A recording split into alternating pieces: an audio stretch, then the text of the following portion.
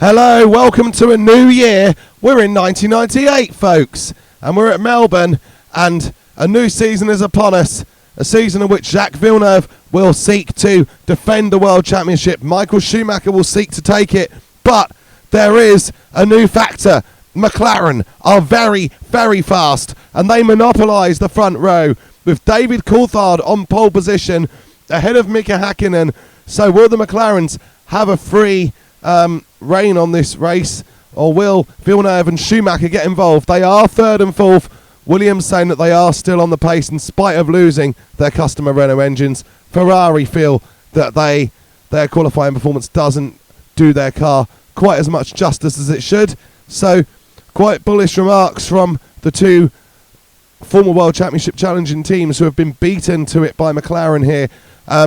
But it is raining as well, so that's going to be added confusion. Pedrodiniz, look, in his arrows all the way up in 7th place. Fantastic qualifying performance from him, and maybe having the world champion Damonhill in their team last year has benefited arrows, because they are 7th and 12th on the grid, which is not bad at all. They're up and fighting with the Jordans and the Benettons, so it'll be interesting to see if arrows can maintain that through the season, because hiring Damonhill could have been a good choice for his knowledge, and now Damon's moved to Jordan, but it might not necessarily be a step up. Estebantuero on his debut, look, he's 14th, so he's done a brilliant job. Sauber a bit disappointed with where they are. So yeah, lots of things to see. Takagi in the Tyrrell on his debut, 17th, comfortably out-qualifying his new teammate Riccardo Rosset.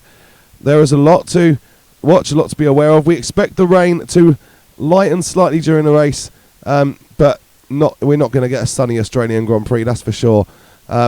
So, look at those two Prosts, they're way down, and Alain Prost will be massively disappointed with the performance of his team. Not least to say Olivier Panis, whose career was in ascendancy last season until he broke his legs in Montreal. So, we wait to see, but we are now very soon about to start the Australian Grand Prix. And there is Coulthard on pole.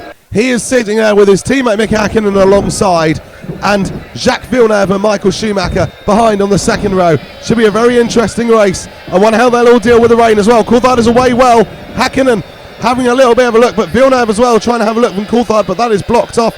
And there comes Häkkinen having a look, and Coulthard, oh, Häkkinen's got it. Häkkinen is getting ahead in the lead, and DC is going to try to fight back. But which McLaren is going to be ahead going down into turn 3? I think it's going to be Mika Häkkinen. Coulthard tucks in behind, and we'll see just how they deal with this. Michael Schumacher coming for a look at Jacques Villeneuve and still trying to stay alongside him, but in the end Schumacher has to give it up because there's just not enough grip out on off of the racing line at the moment. The car's running on that for a bit to work that one out, I think. And again, there's seems to not be a total loss of grip when the cars run a bit wide onto that grassy patch there. Häkkinen leading the race then, and then David Coulthard is alongside behind him in second place. Jacques Villeneuve holds on to his third place. Michael Schumacher sitting in fourth, and then Eddie Irvine in fifth. And then we see heinzharaldfrentzen in sixth, and I believe it is the Jordan of Damonhill up in the 7th place. So not a bad start to the race from Damon.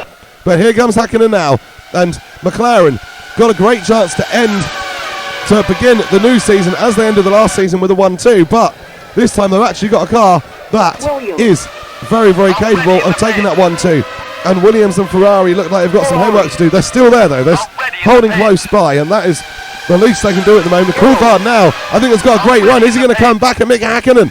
Well, certainly looking like it, but as it comes down to the corner, DC decides to stay behind, and I wonder if McLaren have got some sort of agreement to not try anything too risky, especially in these conditions, because they've got a great car. They don't know how the season's going to pan out, if Williams and Ferrari are going to come back at them and get faster again, so they want to bank the chance of a 1-2 while they can.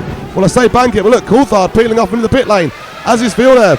Well, DC might have been upset being passed by Häkkinen, but I don't know if that's the right choice, because Michael Schumacher has stayed out, and as a general rule in Formula 1, if you make the opposite tyre choice to Michael Schumacher, it normally turns out to be the wrong one. And look at Pedrodiniz in the arrows, up in the 5th place now, so he's doing very well. He's decided to stay out. And estebantuero in the Minardi on his debut, he has gone all the way up into 6th from 14th on the grid. If he holds on to that, it'll be an amazing achievement. But he does have Giancarlofisichella in the Benetton behind him.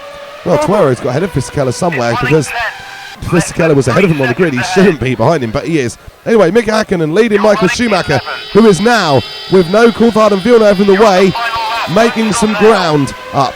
And this Ferrari is looking good. They said it was better than its qualifying performance, and Michael now is looking like he's got a real chance to fight for this win. There's not that long left in the race, but Michael Schumacher is definitely closing up on Mika Häkkinen. And then you've got Frentzen in third, and he is being closed down by Damonhill. So Hill definitely is a bit rejuvenated, having returned to a fairly front-running team in Jordan. But then his old team isn't too far behind him, so they're having a good race as well. So interesting to see Schumacher getting ever closer, but will he be able to get close enough before the end of the race?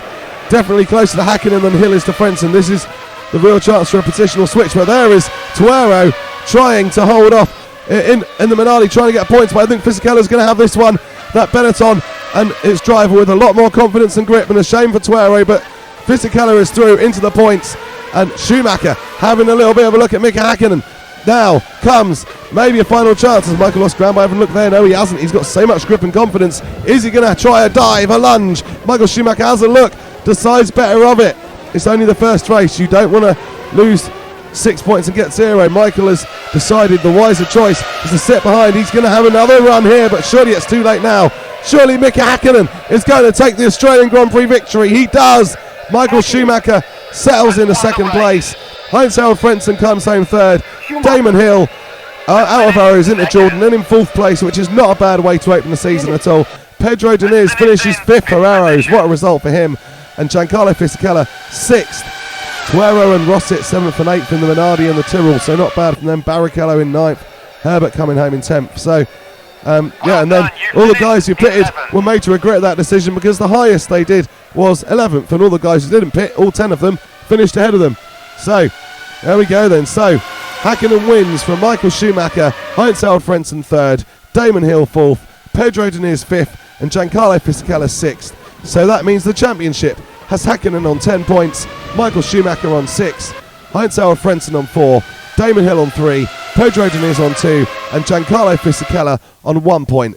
In the Constructors' Championship, Mclaren lead at 10 points, Ferrari on 6, Williams on 4, Jordan on 3, Arrows on 2, and Benetton on 1. There was only no teams managed to get both cars in the points due to the split pit stop strategies. It worked well for the guys who stayed out. Didn't work at all for the guys who chose to pit. So Coulthard, Villeneuve, the world champion, no points, down in 12th. And Williams, their track record at making good tyre choices in the wet is not good, although Frentzen did stay out and managed to hold on to 3rd. So at least Williams got it right with one car. Well, that's an interesting start to 1998. We look forward to seeing what the future holds in this Evolution series. Thank you so much for watching and tuning in, and to those of you who have already subscribed, if you haven't subscribed already, please do. It'll be great to have you here in the community. Thank you for watching. Take care.